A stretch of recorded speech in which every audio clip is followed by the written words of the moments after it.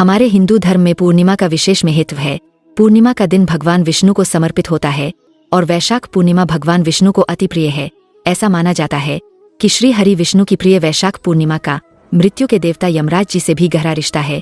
मान्यता है कि वैशाख पूर्णिमा के दिन व्रत रखने से भगवान विष्णु के साथ साथ यमराज का भी दिव्य वरदान प्राप्त होता है और व्यक्ति की अकाल मृत्यु नहीं होती। वैशाख पूर्णिमा को बुद्ध जयंती के रूप में भी मनाया जाता है। तो आज के इस वीडियो में आप जानेंगे वैशाख पूर्णिमा के बारे में। साथ ही इस दिन ऐसे कौन से काम है जो आपको भूले से भी नहीं करने चाहिए, नहीं तो की गई पूजा या किए गए उपवास का पुण्य खंडित हो जाता है। वैशाख मास के शुक्ल पक्ष की त्रयोदशी तिथि से लेकर पूर्णिमा तक की जो तिथियां हैं उन्हें पुष्करणी कहा गया है। इनमें स्नान दान पुण्य करने से पूरे महीने में किए गए स्नान का फल प्राप्त हो जाता है। पूर्व काल में वैशाख मास की एकादशी तिथि को ही अमृत कलश प्रकट हुआ था। द्वादशी को भगवान श्री हरि ने मोहिनी रूप धारण करके उसकी रक्षा की। त्रयोदशी तिथि को श्री हरि ने देवताओं को अमृत का पान कराया और चतुर्दशी तिथि को देव विरोधी दैत्यों का संहार किया और पूर्णिमा के दिन ही समस्त देवताओं को उनका साम्राज्य प्राप्त हो गया। इसलिए देवताओं ने प्रसन्न होकर इन अंतिम 3 तिथियों को यह वर दिया कि वैशाख मास की यह 3 शुभ तिथियां मनुष्यों के सभी पापों का नाश करने वाली और सभी प्रकार के सुख प्रदान करने वाली होंगी। तो चलिए अब आपको बताते हैं साल 2024 में वैशाख पूर्णिमा कब है। हेलो दोस्तों, आपका एक बार फिर से स्वागत है आपके अपने YouTube चैनल व्रत त्योहार कहानियां में। पूर्णिमा का व्रत स्नान दान कब किया जाएगा? श्री सत्यनारायण भगवान का व्रत कब किया जाएगा? सत्यनारायण भगवान की कथा का पाठ करने के लिए सबसे शुभ मुहूर्त क्या रहेगा और इस दिन चंद्रोदय का समय क्या रहेगा? पूर्णिमा तिथि प्रारंभ होगी 22 मई बुधवार की शाम 6:49 से और समाप्त होगी 23 मई गुरुवार की शाम 22 पर। इसलिए उदय तिथि के अनुसार इस बार 23 मई गुरुवार के दिन पूर्णिमा का व्रत स्नान दान किया जाएगा। श्री सत्यनारायण भगवान का भी व्रत इसी दिन किया जाएगा। गुरुवार का दिन होने के कारण आप इस दिन पूर्णिमा व्रत के साथ ही बृहस्पतिवार का व्रत भी रख सकते हैं। अब जानिए पूर्णिमा तिथि के दिन रहने वाले शुभ मुहूर्तों के बारे में। इस दिन सूर्योदय कब होगा? सुबह 5:46 पर सूर्यास्त होगा। शाम 7 बजे ब्रह्मा मुहूर्त सुबह 4:10 से 4:58 तक रहेगा। अभिजीत मुहूर्त सुबह 11:57 से दोपहर 12:50 तक रहेगा। आज के दिन अभिजीत मुहूर्त में श्री सत्यनारायण भगवान की कथा का पाठ करना चाहिए। इसके अलावा आज परिच योग दोपहर 12:01 तक रहेगा और उसके बाद में शिव योग प्रारंभ हो जाएगा। परिच और शिव योग में भी आप सत्यनारायण भगवान की कथा का पाठ कर सकते हैं।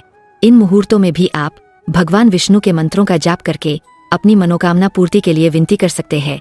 राहुकाल का समय दोपहर 1:30 से 3 तक रहेगा। 23 मई गुरुवार को चंद्रोदय होगा शाम 7:05 पर। शाम को चंद्र देवता की पूजा इस समय आप जरूर करें। चंद्र देवता को अर्घ्य दें और उसके बाद फलाहार ग्रहण करके आप अपना उपवास खोल सकते हैं। पूर्णिमा के दिन पवित्र नदी के जल से स्नान करने के बाद अपनी सामर्थ्य के अनुसार कुछ दान दक्षिणा अवश्य देनी चाहिए। और गुरुवार का दिन होने के कारण इस दिन केले के पेड़ का पूजन, तुलसी के पौधे का और पीपल के पेड़ का पूजन करने से जीवन के सभी कष्ट दूर हो जाते हैं, सारी मनोकामनाएं पूरी हो जाती है। अगर आप आज के दिन व्रत रखना चाहते हैं तो आज के दिन सुबह सूर्योदय से पहले उठकर किसी पवित्र नदी में स्नान करें। अगर ऐसा संभव ना हो तो घर पर ही नहाने के पानी में गंगाजल मिलाकर स्नान जरूर करें। स्नान करने के बाद सूर्य देवता के मंत्रों का जाप करते हुए सूर्य देवता को अर्घ दें।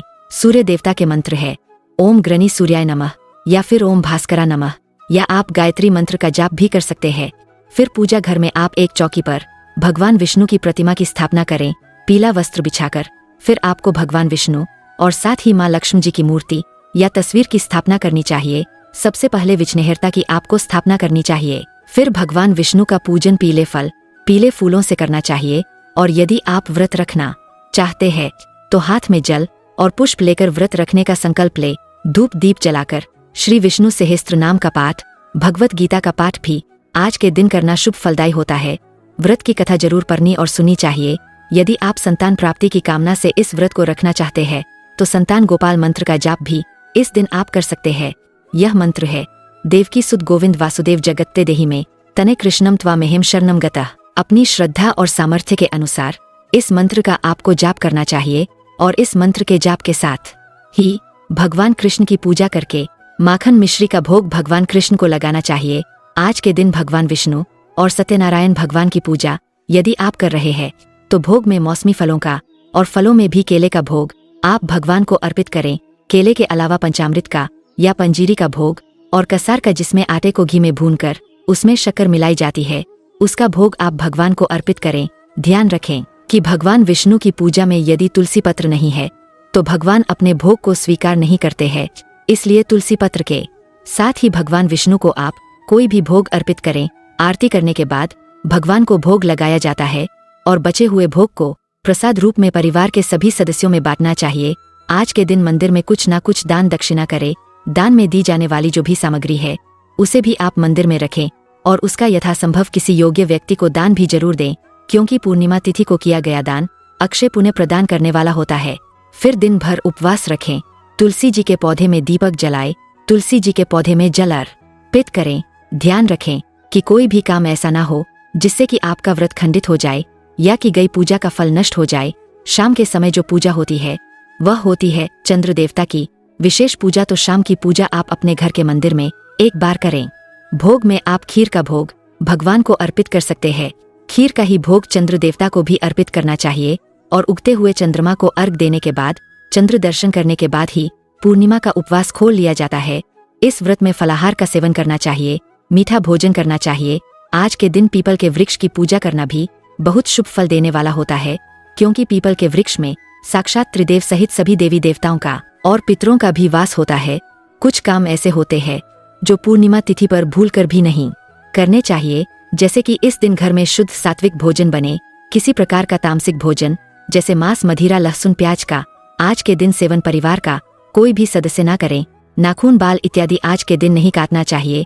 कोई याचक यदि इस दिन आपके द्वार पर आता है तो उसे खाली हाथ नहीं लौटाना चाहिए आज के दिन, क्योंकि महालक्ष्मी जी की भी पूजा की जाती है। इसलिए पुरानी झाड़ू को पूर्णिमा तिथि के दिन घर से बाहर बिल्कुल नहीं फेंकना चाहिए। काले वस्त्र आज के दिन धारण नहीं करने चाहिए और पूजा में तो काले रंग के या गहरे रंग के वस्त्रों का प्रयोग नहीं करना चाहिए। आज के दिन वृत्ति को बिल्कुल भी क्रोध नहीं करना चाहिए, किसी दूसरे की निंदा नहीं करनी चाहिए और इस दिन सभी गृहस्थ जनों को ब्रह्मचर्य का पालन भी करना चाहिए। जो भी वृत्ति है उन्हें दूसरे के घर का फल या फिर जल ग्रहण करने से आज के दिन बचना चाहिए। उम्मीद है आज की यह जानकारी आपको पसंद आई होगी। अगर आप पूर्णिमा की कथा और साथ ही श्री सत्यनारायण भगवान की कथा भी सुनना चाहते हो, आप चाहे तो इन कथाओं को भी जरूर सुनिए।